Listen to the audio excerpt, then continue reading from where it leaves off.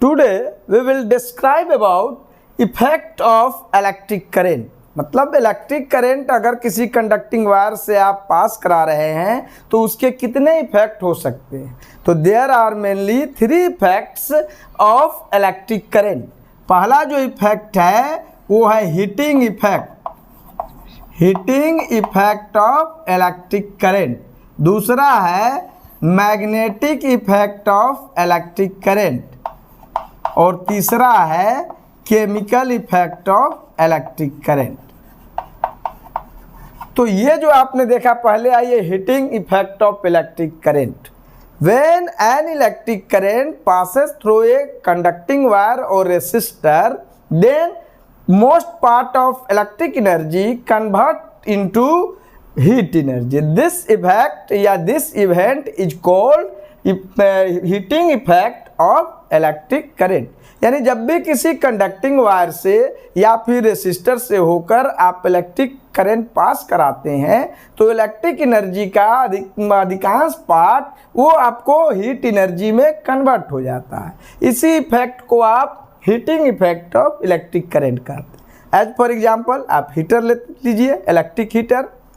जब आप हीटर जलाते हैं उस पर खाना पकाते हैं तो उस समय इलेक्ट्रिक हीटर क्या है, नाइक्रोम उसमें लगा हुआ है जो रेसिस्टर है, जो आपके इस इलेक्ट्रिक एनर्जी को कन्वर्ट कर दे रहा है हीटिंग एनर्जी में, हीट एनर्जी में, और उससे आप अपना खाना पका लेते हैं। तो ये हुआ हीटिंग इफेक्ट। या फिर इलेक्ट्रिक आयरन का यूज करते हैं, इलेक्ट्रिक आयरन चलाते हैं, वो भी आपको क्या करता है, इलेक्ट्रिक एनर्जी को हीट एनर्जी में कन्वर्ट कर देता है। हालांकि इलेक्ट्रिक बल्ब की बात करें तो वो दोनों करता है, इलेक्ट्रिक एनर्जी को लाइट और हीट दोनों में कन्वर्ट कर देता है, फिर भी उसे भी हम heating effect of electric current के अंतर्गत ही लाते हैं।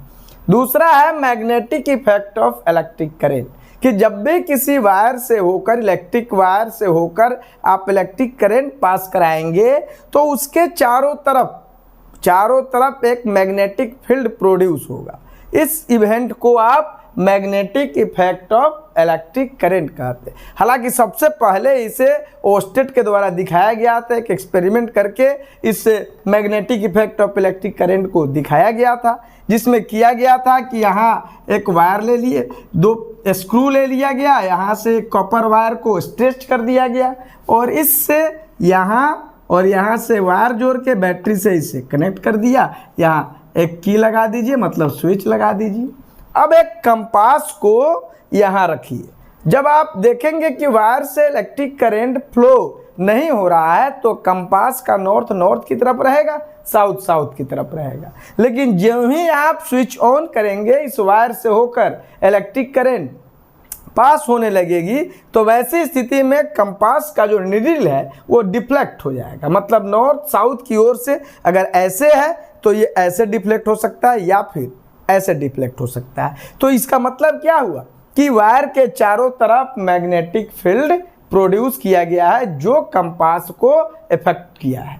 तो ये है magnetic effect of electric current. हालांकि अगर डायरेक्शन बदल देंगे, पॉजिटिव निगेटिव टर्मिनल जो है उसका डायरेक्शन बदल देंगे तो डिफ्लेक्शन का भी डायरेक्शन बदल जाएगा। यानी पहले अगर मान लीजिए कि लेफ्ट साइड की ओर हुआ है तो डायरेक्शन बदलने से वो डिफ्लेक्शन राइट साइड की ओर हो जाए। इसका हम यूज भी करते हैं। जैसे मान लीजिए अभी के दौर में ये अंडरग्राउंड वायरिंग का प्रचलन है, हम अपने घरों में अंडरग्राउंड इलेक्ट्रिक वायरिंग कराते हैं। किसी कारणवश खराब हो जाते हैं या कहीं शॉर्ट लग जाते हैं या प्रॉब्लम आ जाती है, अगर आपने इंडिकेट नहीं किया है कि वायर कहाँ से गया है तो अब आपको पकड़ना बहुत मुश्किल होता है कि दीवार को हम कहाँ फोड़ के उस वायर को इंडिकेट करें। तो वैसी स्थिति में हम करंट सप्लाई करते हैं दूसरे सर्किट में और कंपास ले आके ऐसे लगाते हैं। तो जहाँ डिफ्लेक्शन स्ट्रॉन्ग होता है, समझ जाते हैं कि इसी से होकर वायर गई है, तो वहाँ भी हम इसका प्रयोग कर पाते हैं। अब है chemical effect of electric current. Chemical effect of electric current का मतलब हुआ कि हम अगर किसी भी सॉल्यूशन में यानी इलेक्ट्रोलाइट में अगर हम इलेक्ट्रिसिटी पास कराते, इलेक्ट्रिक करंट पास कराते हैं तो उनके बीच एक केमिकल रिएक्शन ऑकर्ड हो जाता है। मतलब केमिकल रिएक्शन शुरू हो जाता है या फिर डिकम्पोजिशन शुरू हो जाता है, तो उस इवेंट को आप chemical effect of electric current कहेंगे। जैसे कि आप अगर यहाँ मान लीजिए कोई जार लेते हैं, जार में NaCl और वाटर का सॉल्यूशन डाल देते हैं, और जब ही आप इसमें एक 2 प्लेट डालिए और प्लेट से यहाँ वायर लेके यहाँ वायर लेके बैटरी से इसे कनेक्ट कर दीजिए। अब जब करंट इसमें सप्लाई करेंगे तो यहाँ जब ये जाएगा NaCl को डिकम्पोज कर देगा, यानी Na अलग हो गया, Cl अलग हो गया। जाहिर है कि ये पॉजिटिव टर्मिनल है, ये निगेटिव टर्मिनल है। जानते ही हैं कि ये अब NaCl टूटेगा तो Na प्लस है और Cl माइनस है, तो प्लस वाला जाके कैथोड पर, ठीक है, और जो माइनस वाला है वो जाके एनोड पर कलेक्ट हो जाएगा। तो ये इसका मतलब क्या हुआ कि पहले से NaCl का सॉल्यूशन था जिसे आप इलेक्ट्रोलाइट कहेंगे, इससे जब हमने इलेक्ट्रिसिटी पास कराया, इलेक्ट्रिक करंट पास कराया, तो ये डिकम्पोज हो गया, मतलब यहाँ केमिकल रिएक्शन ऑकर्ड हो गया। तो इस फेनोमेनन को, इस इवेंट को chemical effect of electric current कहती है। लेकिन मुख्य रूप से जो हम इलेक्ट्रिसिटी चैप्टर पढ़ा रहे हैं उसमें अभी फिलहाल heating effect of electric current की चर्चा मुख्य है। तो इसमें अगर हम चले तो निश्चित रूप से यहाँ आप आई heating effect of electric current में अगर आप चलते हैं तो वैसे मान लीजिए कि यहाँ इलेक्ट्रिक सर्किट के किसी 2 पॉइंट को पर हम कंसीडर करते हैं। जैसे मान लीजिए कि ये A है और ये पॉइंट B है, तो यहाँ इनके बीच का पोटेंशियल डिफरेंस मान लीजिए कितना है, V है। और Q कूलम चार्ज को पॉइंट A से पॉइंट B तक ले जाने में हमको वर्क जो करना पड़ रहा है वो W है, और इससे करंट कितना पास हो रहा है, I हो रहा है।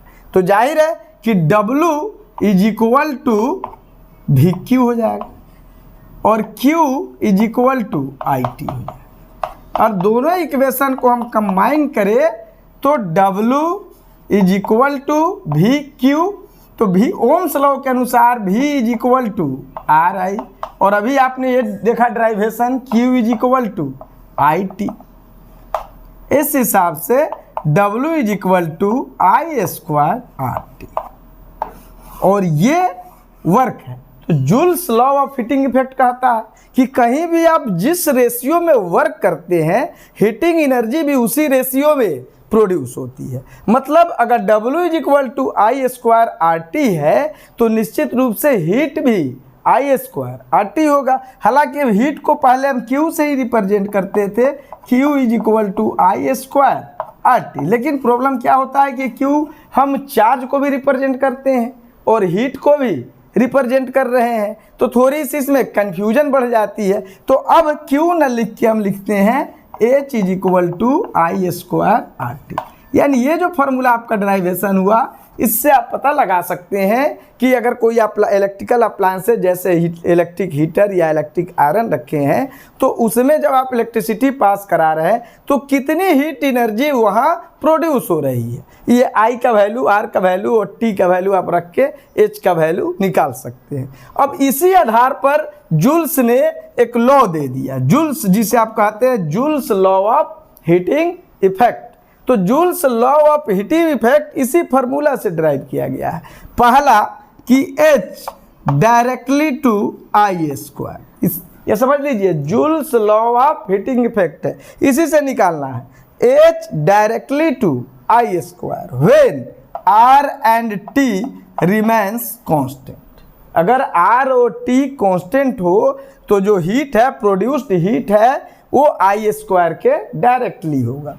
फिर उसी तरीका से H, अब यहाँ देखिए डायरेक्टली टू R, अब कब, जब I और T क्या हो जाए, कांस्टेंट हो जाए।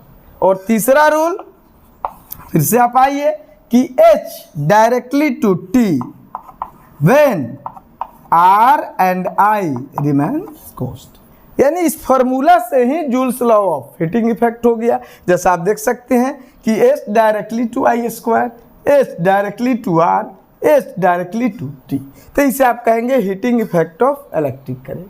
अब जो heating effect of electric current के बाद हम चलेंगे अब इलेक्ट्रिक पावर। तो इलेक्ट्रिक पावर और उसकी डिटेल्स के साथ हम फिर मिलेंगे अगले वीडियो में। Thank you.